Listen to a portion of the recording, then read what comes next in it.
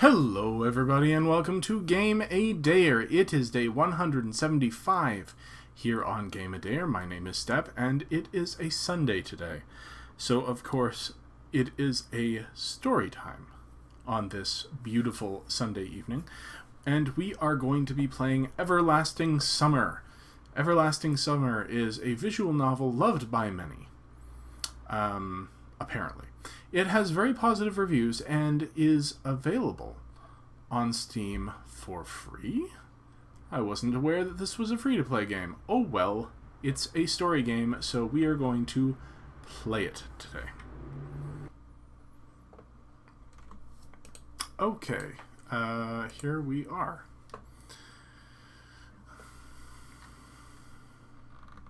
A little disclaimer there at the beginning.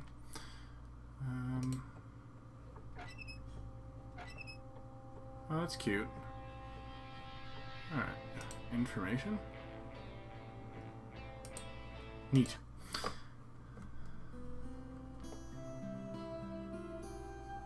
Alright, start with some music. Are we waking up? I was having that dream once again. Waking up, alright, that dream. Same thing, every night. But it's all forgotten in the morning, as usual.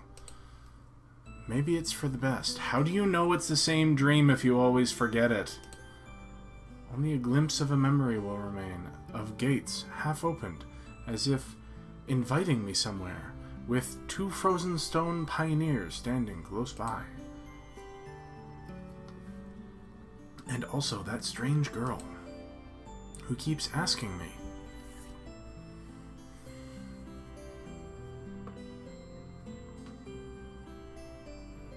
Will you come with me? Come? But where? And why? And where am I, anyway? Of course, if it all happened in real life, I would certainly have been scared. Well, what else would one expect to feel? But this is just a dream. The same one I see every night. There must be a reason. You don't have to know where or why to realize something is really happening. Something desperately seeks my attention. Since everything that surrounds me here is real as things in my own flat, I could open the gates, hear the hinges creak, brush the crumbling rust away with my hand, inhale the fresh, cool air, and shiver from the cold. I could, but to do that, I would need to pick myself up, take a step, move my hand. But there is a dream. This is a dream. I understand that. But what of it? What does my understanding change? Because here, it's just like on the other side of the cracked TV screen of an old TV, which struggles to fight against static noise and strives to show its audience everything without missing a single detail. But the picture is getting blurry. I must be waking up soon. Maybe I should ask her something. The girl. What's her name? About the stars, for instance. Why the stars, though? I'd rather ask about the gates. Yes, the gates! She would be so surprised. Or better, why the dot over an I is called a tittle, but the dot over a J is called a superscript dot. Nice letters. As if they don't exist anymore. Still, what do letters, gates, and stars have to do with this place? Because even if I'm having this dream every night, which will be forgotten soon anyway, I've got to look for answers here and now. And there, if you look carefully, you can see the Magellanic Cloud. This is like as if I'd ended up in the southern hemisphere. What is... This is bizarre. Like, the amount of just detailed random information. In a dream, there are the small things that catch your attention. An unnatural color of grass, impossible curves of straight lines, or your own distorted reflections. while the real danger could, which could put an end to everything right here and now, seems trivial. It's natural, since here you cannot die. I know it for sure. I've done it hundreds of times. But if you cannot die, is there a point in living? I should ask the girl. She's a local. She should know. Yes, exactly. I should ask her about the owl, for example. One strange bird it is. Though it doesn't matter.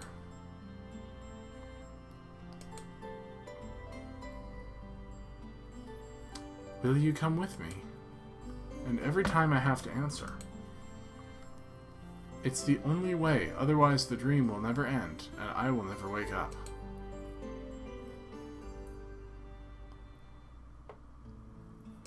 Yes, I'll come with you. Every time it's so hard to decide on the answer.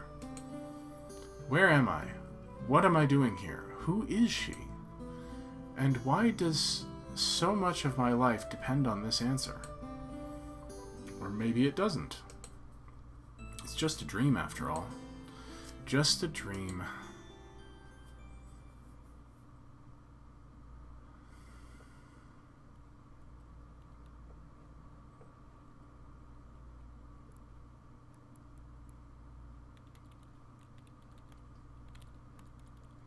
Keyboard's going fuzzy. Must be pretty tired.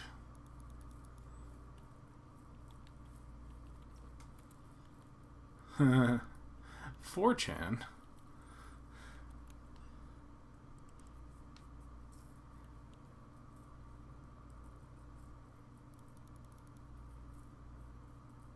Huh.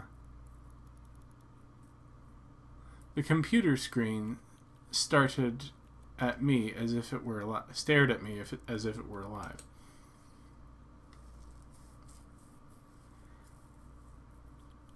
Sometimes it really did seem to me that it was conscious of itself, and had its own thoughts and wishes, ambitions, that it had feelings, could love and suffer. As if, in our relationship, the screen wasn't an instrument. It was me who was a lifeless piece of plastic and textilite. There is some truth in that. Probably because the computer provides 90% of my communication with the outside world. Anonymous image boards, some chats from time to time, rarely ICQ or Jabber, and forums even more rarely.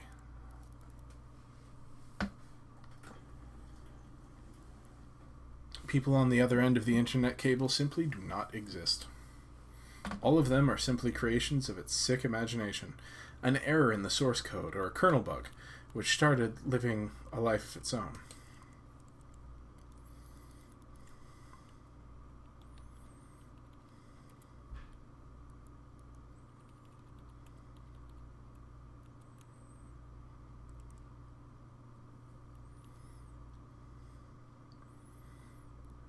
If one looked at my existence from the outside, such thoughts would seem crazy, but a psychologist would surely give me a bunch of sophisticated diagnoses,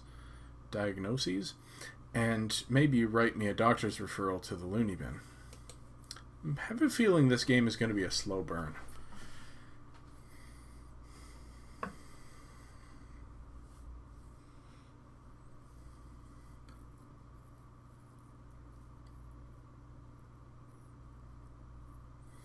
A small apartment with no signs of repair or any semblance of order in it, and always the same view out the window on the gray megalopolis running somewhere day and night. Such are the conditions of my life.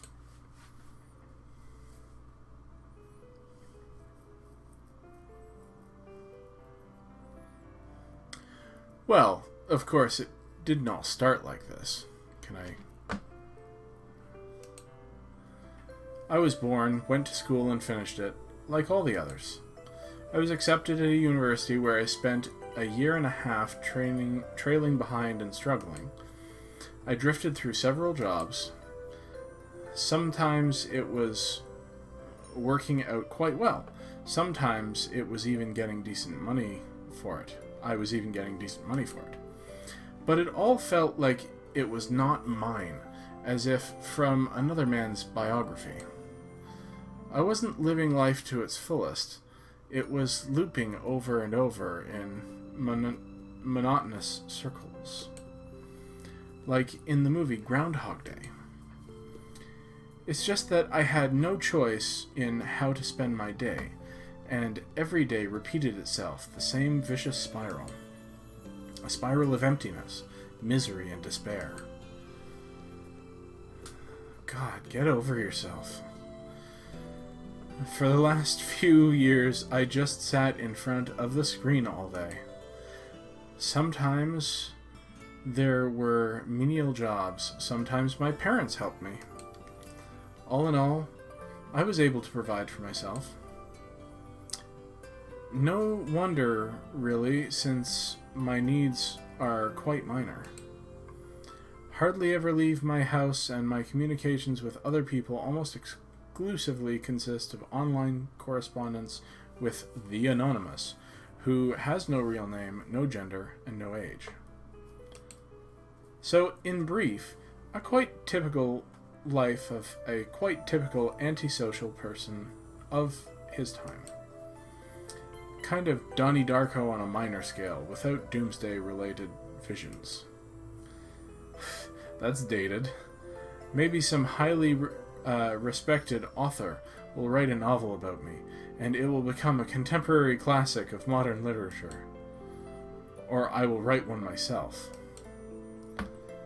However, what's the point in fooling myself? I tried many times, but couldn't even come up with a simple short story. I tried to learn many other things as well. Not gifted enough to draw. Programming, got bored. Foreign languages, takes too much time. The only thing I loved doing was reading. But still, I never would have called myself a scholar. Perhaps I was an ace at watching anime and a grandmaster of lame internet jokes. If I were getting paid for it, I could probably be a happier person, and a richer person too, but I doubt it would fill the hole inside me. That's pretty. Are we actually getting to gameplay? No, of course not. Today is another typical day of a typical failures, typical life. And today is the day when I have to go to my university reunion. Frankly speaking, I really didn't want to. What's the point? The time I spent with them was so short. However, I was persuaded by a friend, a former university mate, and one of the few with whom I kept in touch with, other than through the internet.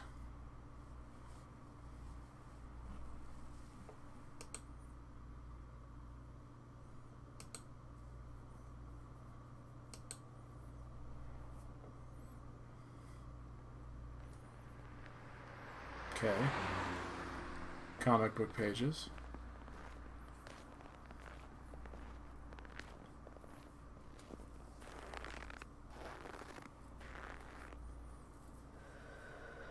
This is stylistically alright.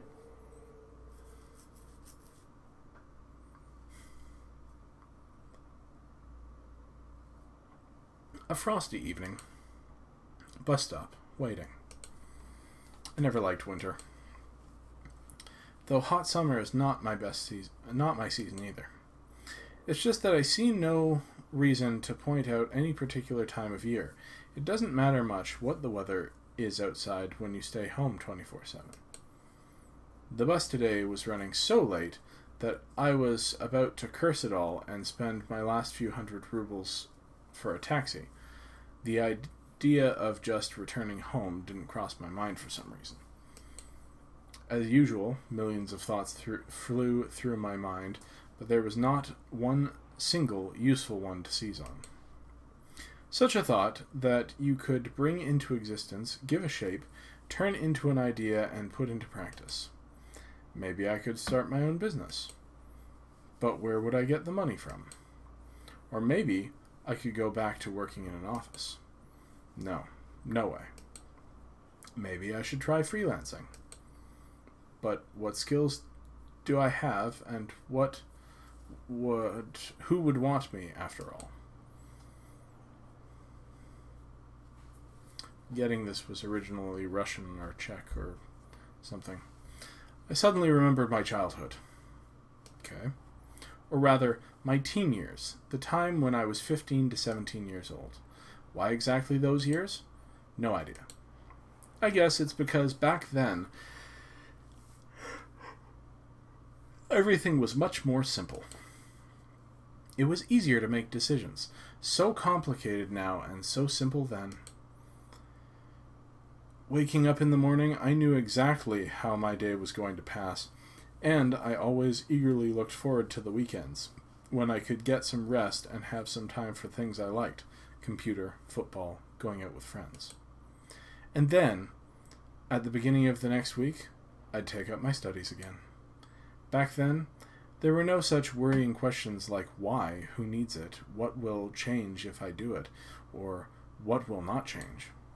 A simple lifestyle, so casual for any normal person and so odd for myself today. The careless childhood age. It was also then when I met my first love. Her appearance and personality have vanished from my memory. Only her name remains, like a brief line from a social network profile, along with the feelings which overwhelmed me when I was with her. Affection, tenderness, the desire to care for her and to protect her. Sadly, it didn't last long.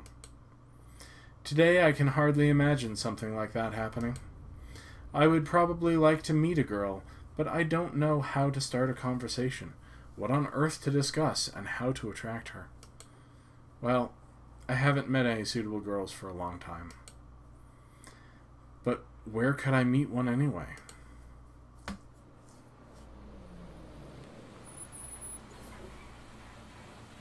The sound of an engine brought me back to reality. The bus pulled over. There was something abnormal about it, I thought. Then again, it doesn't matter. Only the 410 bus runs this route.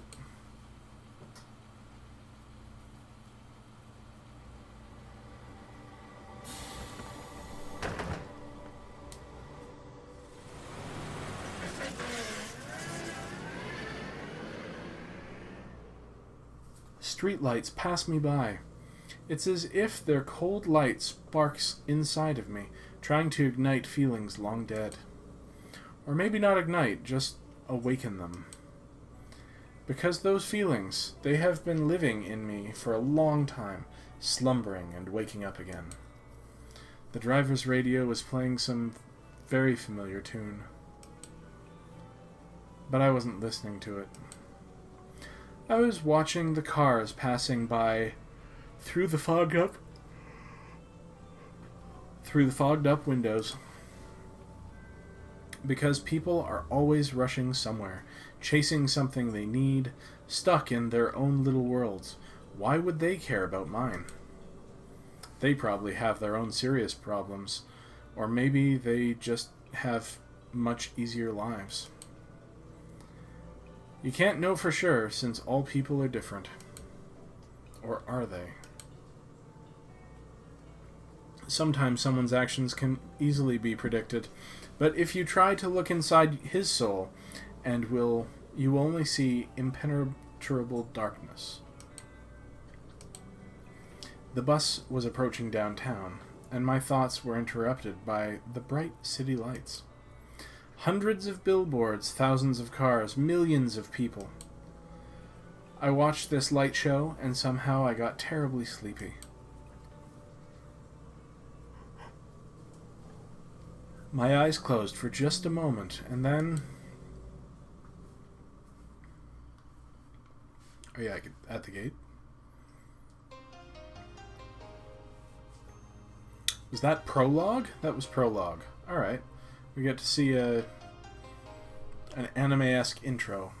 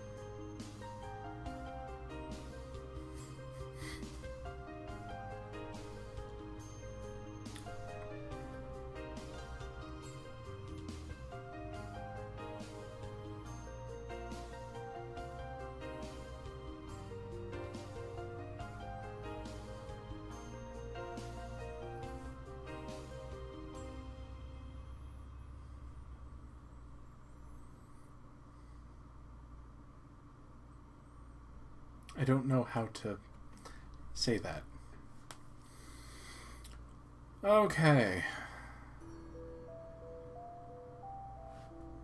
So what was all that? Bright daylight struck my eyes. At first I didn't pay attention, as I wasn't fully awake yet. On their own, my legs carried me toward the door. Semyon. Damn, looks like I fell asleep and missed my bus stop. But there was no door. I looked around the bus and realized that it wasn't the good old worn-out Lyaz. Instead, the bus was an Icarus model, a new one. I froze in shock. How? What? Am I dead? Have I been kidnapped? No, I must be dead. I patted myself down feverishly, slapping myself painfully in the face a few times, banged my forehead on the back of one of the bus seats. It's clear, either I'm still alive, or you can still feel pain when you're dead. But how could this happen? Maybe I slept for too long and ended up at the bus depot? And then what? Did they just put me on another bus? I rushed out and took a look around. Greenery everywhere I looked. Tall grass at the roadside, trees, flowers. Summer. But how? It was winter just a moment ago. My head was aching terribly, unbearably, as if it was going to explode. Well, you did just knock your head on the bus seats. Slowly, I began to remember.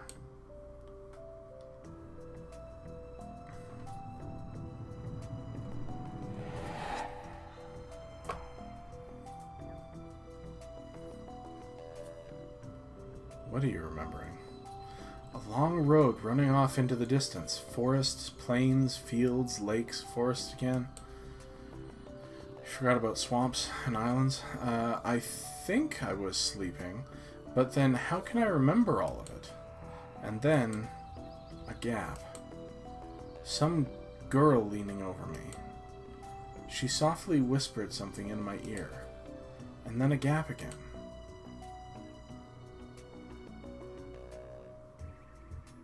And then I woke up here. Who was that strange girl? Or was she just a dream? For some reason, thinking about her made me feel better and calmed me down a little. I felt warmth all over, coming from the inside. Could it be her who brought me here? Then I need to find her. And the best place to look for her is away from here. I rushed to the left, then to the right, then stopped, hesitating over where to go. Finally, I ran in the direction from which the bus had probably come. So toward the back of the bus. Physical exercise does refresh one's minds. Thoughts become clearer, and it gets a little easier to evaluate the surroundings carefully.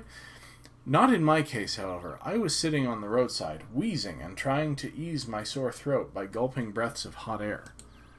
In any case, the run did its job. The fear withdrew for a while. Maybe I really am just dreaming? Though, recalling my self-harm on the bus, I immediately rejected that idea. Semyon is his name. Maybe like Simon? Semyon? I am neither dreaming nor dead. A narrow road ran through the field and far into the distance. That exact same road from my dream. I must be very far away from home. And it's not just that it was winter yesterday and it's summer now. It's the whole environment. Of course, summer is usually like this, green and hot, but here everything's not entirely lifelike. Everything looks like it was taken from the paintings of Russian landscape artists from the 19th century. The grass is just too lush. The bushes are not like what bushes should be. They're so thick that you can't see anything through them, like treetops, honestly. And the trees themselves... The forest was quite far away, but the trees looked as if they had closed their ranks and were now just waiting for the order to advance onto the fields and plains. I caught my breath and looked at the bus, which is now barely visible. That was a good run. Fear overtook me once again. Those power lines... There must be people here. Oh, good point. But what does it mean? In fact, it means nothing at all. Couldn't they have power lines even in hell? Maybe. Roasting sinners over coals? That's so last century.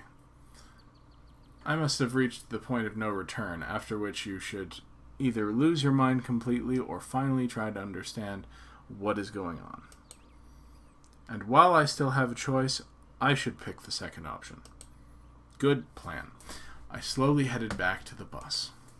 Of course, it was scary. But I'm not likely to find an answer in the fields or the woods, and this wretched bucket of bolts is the only kind of link I have with the real world. I should carefully scout the area.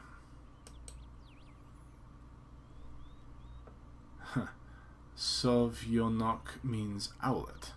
A brick wall and its gates crowned with a Sovyonok sign, statues of pioneers standing on either side, and a road sign nearby showing the bus route number 410. Sovyonok.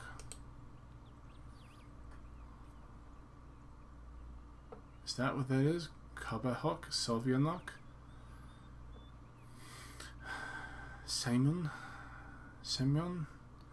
The trip's taking a bit too long today. I smirked.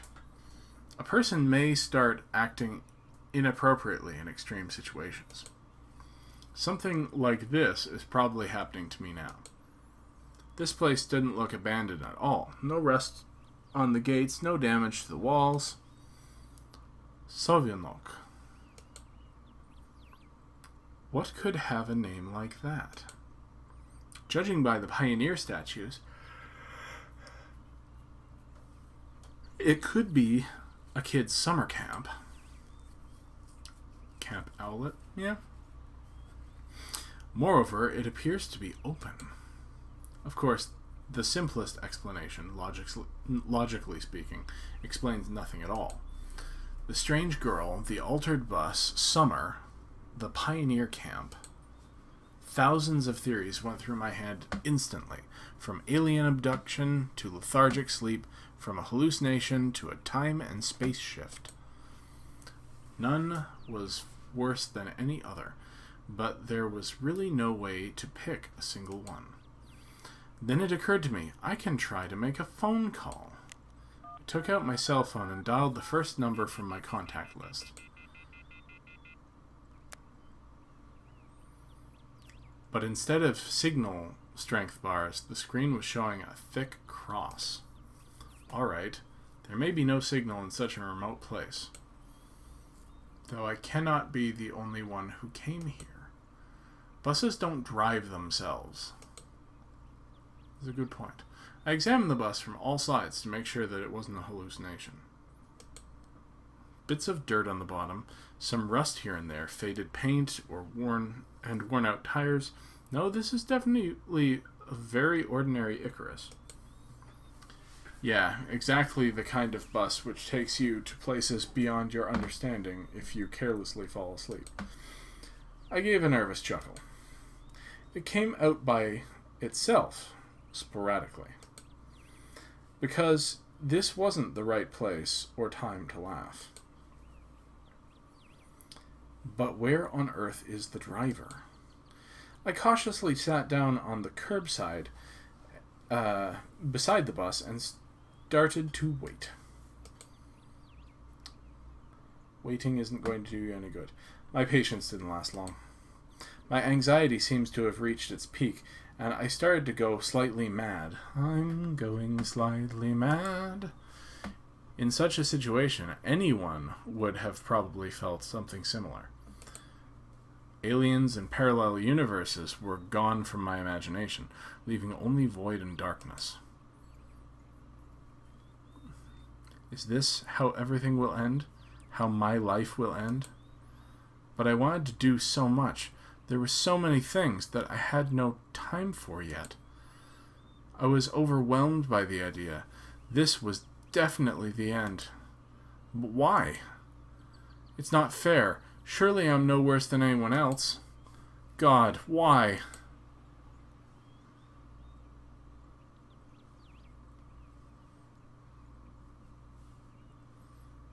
Tears were burning my eyes unbearably. I curled up and started rolling in the grass. Why? What did I do? Why me? But my cries were only heard by the speechless statues of the pioneers and the bird on a tree, which immediately flapped its wings and took off, crying out something in its own bird language, as if laughing at the idiot who dared to interrupt its after-dinner nap. I was left breathless from weeping and just lay quietly, sobbing occasionally. After a while, I managed to pull myself together. My mind cleared up a bit, as if terror and fear of death gave me a little break. All in all, if someone wanted to kill me, what is all this for? It doesn't look like an experiment either. If this is just some crazy coincidence, then there's probably no threat. Anyway, for now, it seems there's no danger. The panic was soon gone. Of course, the blood was still pounding in my temples, and my hands were still shaking, but at least I could think clearly now. Right now, there's nothing I can really change anyway. So no matter how much I think or how mad I get, it would only make things worse. Until some actual facts appear, there is really no point in making guesses. In any case, I won't learn anything by lounging around here. This camp, if, of course, it really is a camp, looked like the only place where people could be, so I decided to go there. I hardly had I reached the gates when a girl came out from behind them, wearing a pioneer uniform. My logic didn't let me down this time.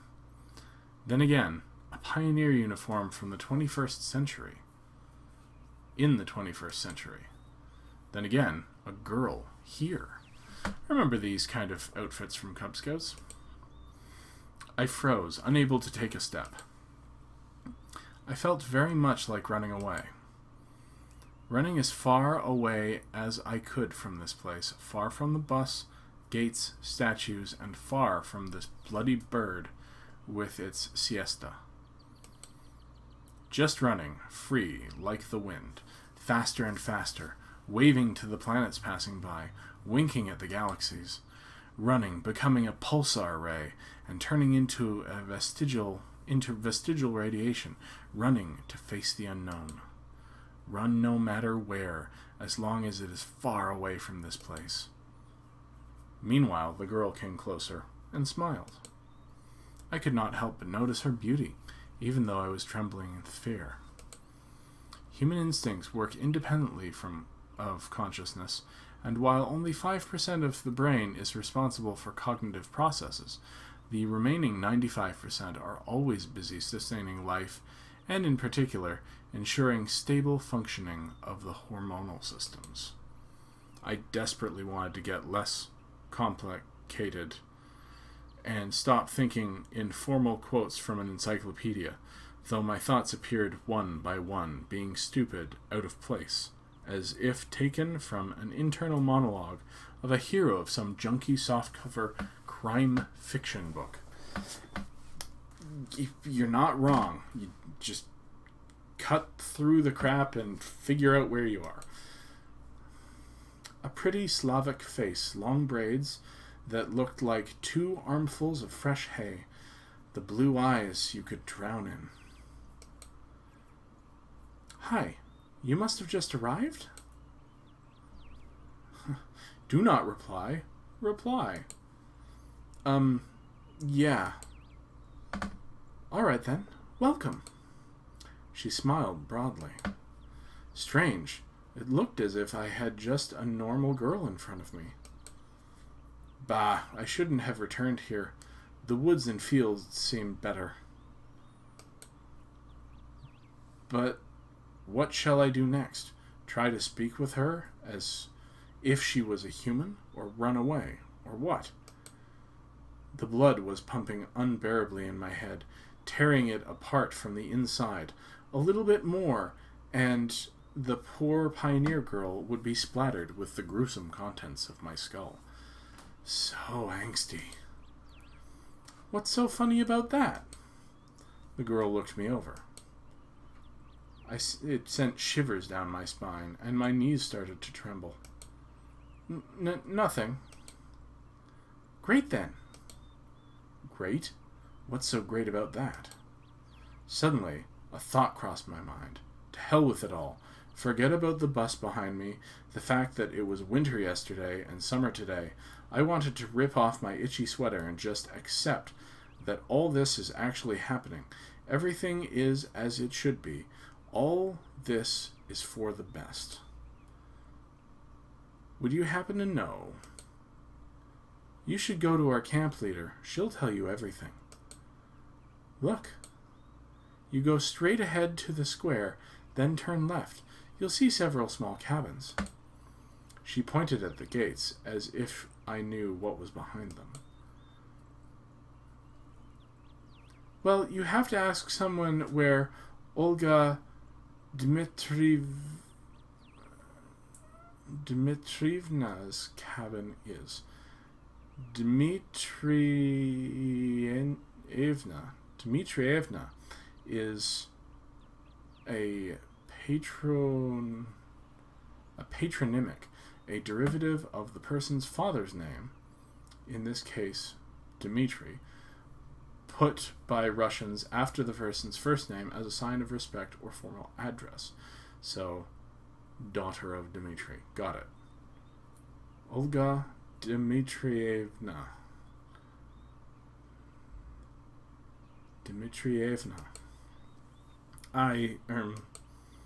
Got it? Of course I didn't. Well, I've got to go now. The girl waved her hand at me and disappeared through the gates. It seemed as if to her I was something ordinary. And all this show with the bus and the travels, while awake or asleep, were troubling only to me, while everything here is just the way it was supposed to be. Camp leader, pioneer uniform. What are they doing? Some historical reenactment here? I hope I won't find Lenin standing atop an armored car in this square. But even that would not surprise me right now. After standing alone for a while, I headed into the camp. A mere 50 meters ahead, a small one-story house popped up on the left side. The sign near the door said clubs. I was about to come closer when the door suddenly opened and a short girl wearing a pioneer uniform came out. Her pretty face gave me the impression of one suffering from the fate of the whole of mankind with a truly universal sorrow. As soon as she saw me, the girl froze, as if frightened. I froze too, considering what was the best to do, to approach first or wait until she showed some initiative. Or maybe run away after all. Although this last option was constantly being suggested only by my self-preservation instinct. At least that's what I'd like to believe. Not the worst human instinct, but far from the most logical. If this instinct played poker against deductive abilities, the outcome would be predetermined. And those deductive abilities, or at least their semblance, were hinting to me that there was no need to be afraid of this girl. Suddenly, somebody jumped out of nearby bushes. a girl wearing a bright red t-shirt with USSR written on it. CCCP. Such a perfect reproduction of the age. She looked quite short from a distance and was probably younger than both Pioneer girls. The one at the gates and this girl at the door of the clubs. At last I decided to come closer, but the USSR, as I called her in my mind, jumped toward the first girl and started telling her something while wildly waving her arms. The other girl in turn seemed confused and lowered her gaze, remaining silent. I would have probably continued to observe their amused dialogue, but USSR suddenly pulled something out of her pocket and started waving it in front of the first girl's face. This something turned out to be a grasshopper. The first girl squealed. She must not be too keen on insects, as she instantly rushed off towards the place where Lenin presumably would have made his speeches about the workers' and peasants' revolution. That is to say, toward the square. The USSR glanced at me, grinned playfully, and dashed after her. Not a bad start to the day. I have absolutely no clue where I am. Besides that, there are some kids here role-playing as pioneers. And as far as I can tell, this place is located thousands of kilometers away from my home. It might even be a different reality. And this was indeed a reality. I mean, everything around me seemed so real, if a little embellished, that I was starting to think that, in fact, my previous life could have just been a dream. And what am I supposed to do now?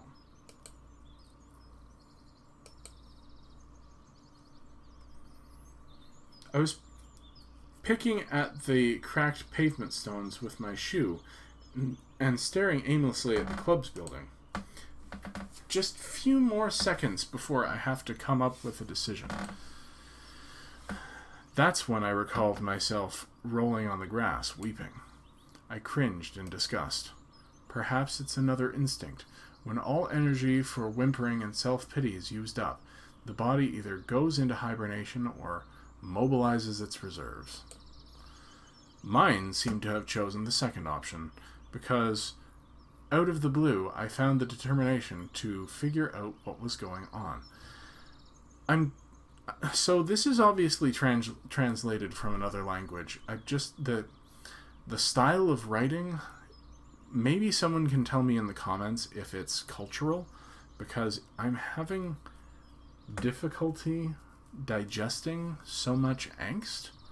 So please let me know. And in order to do that, I had to act like a man, like a human, to maintain the dignity of a representative of my own world. I followed the path to the left, on the right side of which stood small cabins, apparently the homes of the local pioneers. Actually, they looked quite cozy from the outside. Even though I was born in the Soviet Union, I had never been part of their children's organizations, neither the pioneers nor even the Young October children. I imagined that daily life of a typical pioneer camp a bit differently.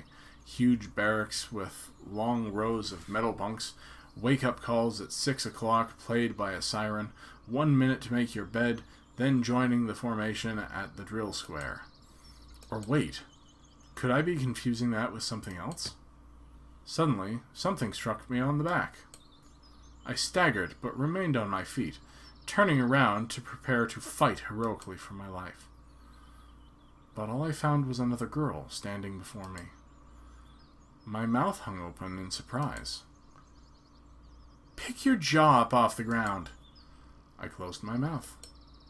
The same pioneer uniform, but the way she was wearing it looked, let's say, provocative. Like all the girls I had met before, this one was rather cute, but her overly arrogant expression killed any desire to get to know her better. New here, are you? Fine, see ya. She threw a threatening glance at me and walked past. I waited for the pioneer girl to turn around at the corner. Who knows what she might have been up to? The most interesting thing was that even this hostile girl seemed completely normal to me. She did not give off the feeling of some deadly danger. Except maybe the danger of getting punched in the nose. At last, I managed to make it to the square. There was no Lenin on an armored car, although one could easily expect something like that after all this had happened. Instead, however, a monument to a certain comrade towered in the middle of the square. The letters on the pedestal read, Genda. Must be some big figure in the party. There were some small benches at the side. It's quite pleasant here. Where did that girl tell me to go? To the left or to the right? Go to the left, to the right, to the left, to the right. And why am I going there anyway? Right, I've decided to pretend to be normal. So, to the right. Through a small grove. Came out on a pier. I must have taken a wrong turn. Hey, wrong way. I turned around. I turned toward the voice. The first girl stood before me. Now what did I tell you? Take a left at the square, wasn't it? She had changed from her pioneer uniform into a bikini. And this is fetching but not, like, provocative but not exploitative, I guess, unlike some of the games we've played on Sundays. Oh, I still haven't introduced myself. My name is Slavia. Actually, my full name's Slaviana, but everyone just calls me Slavia. So you can too. Yeah. I still felt a bit confused, so I could not come up with more meaningful answers. And what's your name? I felt like she could see right through me. Semyon. Nice to meet you, Semyon. Alright, I'm almost done here. Could you wait for a minute? I'm going to change and we'll go to Olga Dmitrievna together. Agreed? Agreed. After this exchange, she ran off. I sat on the pier and let my feet hang into the water.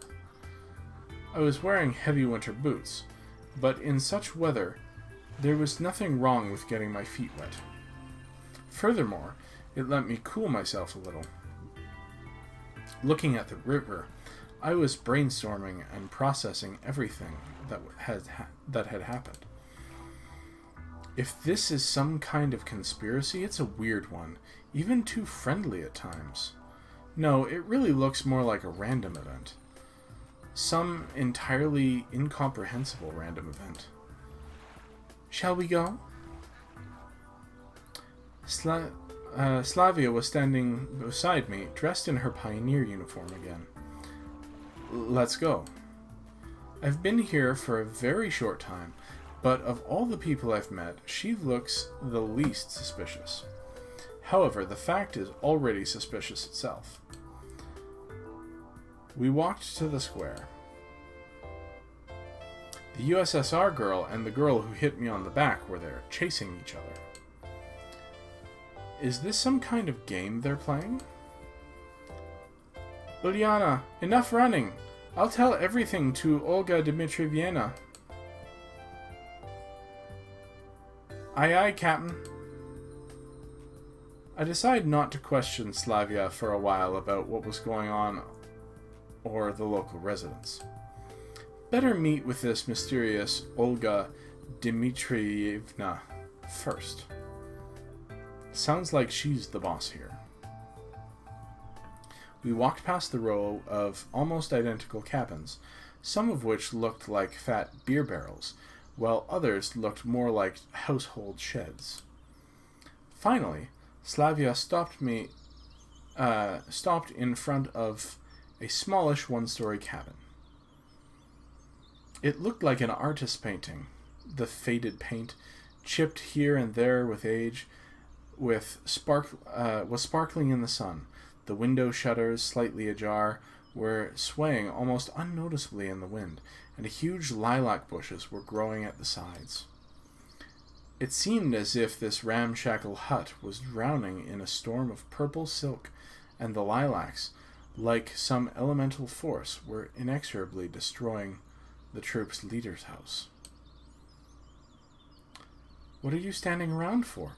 Let's go." Slavia snapped me out of my daydreaming. "And stop teasing Lena already." Ugh. "Rena?" "Sounds like there's someone inside." Indeed, a moment later the door swung open, and Uliana ran out and dashed past with the same mischievous grin. The pigtailed girl came out next. "Don't let it bother you, Lena." So her name is Lena. Gotta be thankful it's not Rena, at least. But I don't... Instead of finishing her sentence, she blushed and quickly headed toward the square. For some reason, I felt like turning and following her with my eyes, but Slavia said, "Come." We entered the cabin. Ugh. Creepy. Also interesting. Just having a look around the things. Inside, it looked something similar to what I'd imagined. 2 beds, a table, a couple of chairs, a simple carpet on the floor, a wardrobe. Nothing special, but at the same time felt homelike and cozy, although this room was almost in the same state of disorder as my own flat. A girl standing near the window appeared to be about 25 years old. Nature had obviously gifted her with a pretty face and a good body. At least one thing can keep you happy in this pandemonium. The locals are beautiful. "You're finally here. Excellent. My name is Olga Dmitrievna. I'm the camp leader." "Nice to meet you. I'm Semyon." I decided to talk as if I wasn't surprised by anything that was going on. She came closer. "We've been expecting you since early morning." "You've been expecting me?" "Yes, of course." "And when does the next bus come? And why do you need it?" "Yeah, right. Why would I need it? Guess I shouldn't ask direct questions.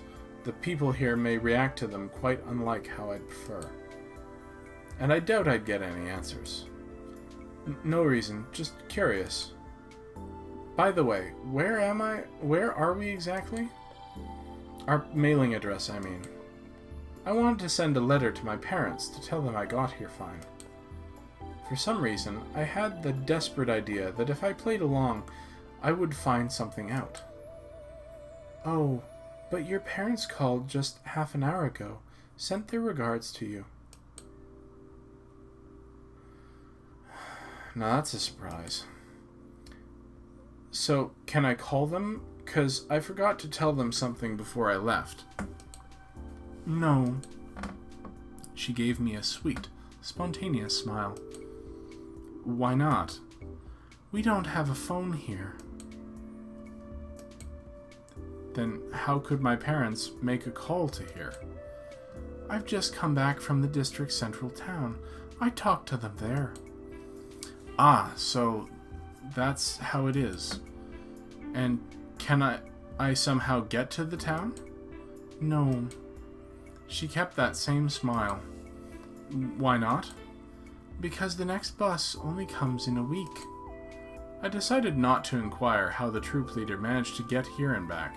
I would get no answer anyway. All this time, Slavia was standing next to me and seemed to find nothing odd about our conversation. Oh, we need to find a uniform for you. I've got absolutely no desire to put on a pioneer shirt or to wear this ridiculous red neckerchief? Kerchief? However, wearing winter clothes in summer isn't a great idea either. Right, thank you. I wonder if I'm the only one here who finds it strange that someone's wearing a coat and winter boots in such heat. Righto, I'll be off then, and you can get yourself acquainted with the camp. Don't forget to come to dinner in the evening.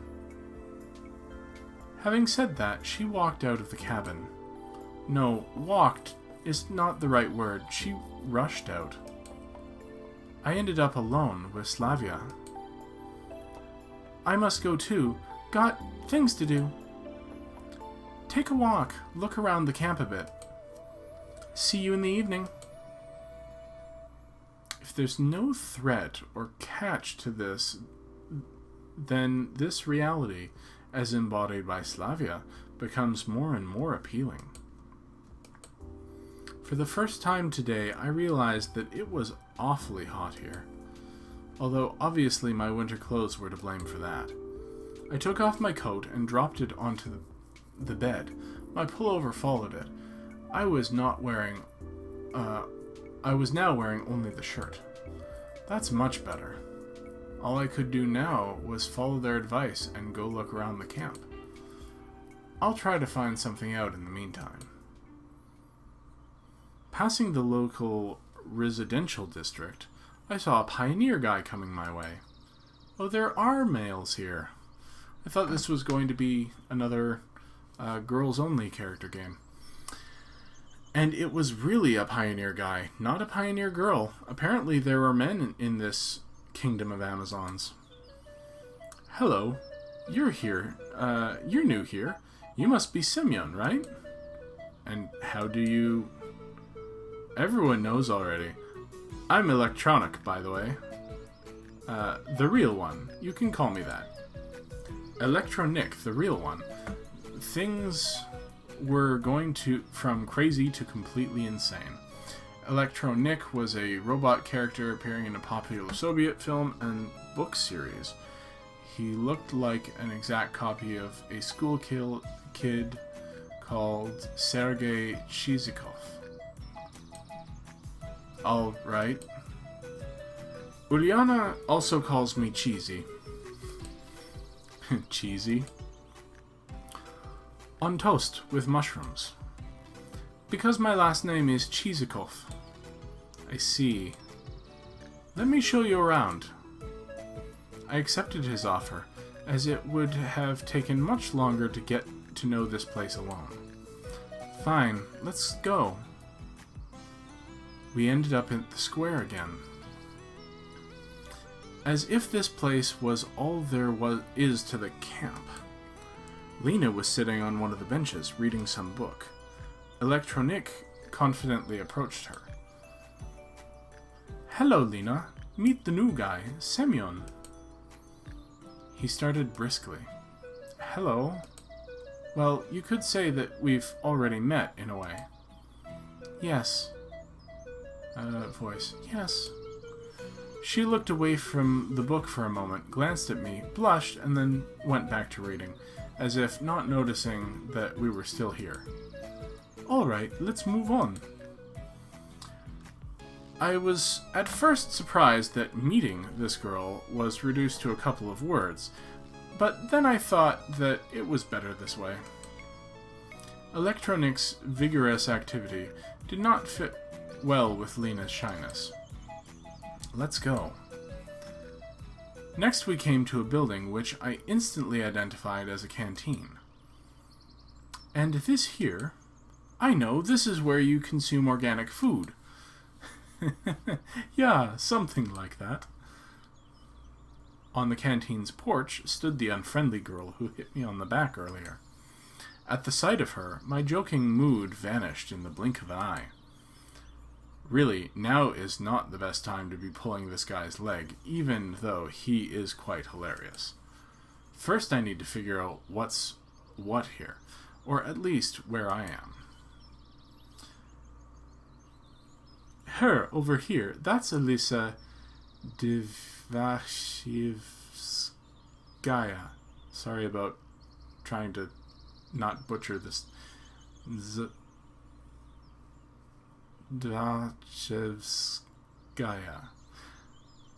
Zvachevskaya? Be careful around her. He spoke in a whisper. Don't ever risk calling her Dvache. She doesn't like that. Dva means two in Russian. The whole nickname sounds exactly like Tuch in Russian, a reference to the late anonymous image board. Ah, okay. What did you say? What did you call me? She must have heard him. In the blink of an eye, Alyssa jumped down from the porch and dashed towards us. All right, you'll manage from here onwards. Electronic took to his heels. Do nothing. Alyssa, running past, stopped for a moment and growled. I'll deal with you later. Deal with me? What did I do wrong? I added a forced guilty smile to my words. But what am I guilty of?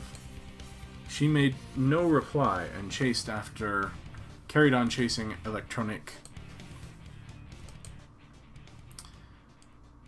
Looks like I have to kill some time waiting for dinner. I decided to go east. And we decided to... Hold on, what's this? Load save. And we decided to save the game and go to the main menu, because that is it for us today here on Game Adair. Please tell me what you think of this game in the comments down below. I'm really eager to know what people think of all of my videos, so if you've watched this far, please let me know what you think. Also, give this video some love. Remember that the first video to get 100 likes on this channel will get that game a full video playthrough from beginning to end as a bonus video on the channel. So if you want that to be Endless Summer, I think that's what this is called, Everlasting Summer, then let me know, and by giving it some thumbs up, and tell all your friends to do the same. Also, please do like and share these videos. I'm a small channel. I'm trying to, make it here on YouTube. So, yeah, the more people get eyes on my videos, the better it is for everyone who likes my content. If you have not yet subscribed to this channel, possibly because your friend just introduced you to me, then please hit that subscribe button. And when you do, don't forget to hit that dingy bell, because that will let you know when I upload new videos, which I do every single day. My name is Step. We have been playing Everlasting Summer here on Game Adair, and please come back tomorrow when I'll be playing something for Mobile Monday. Thanks, guys.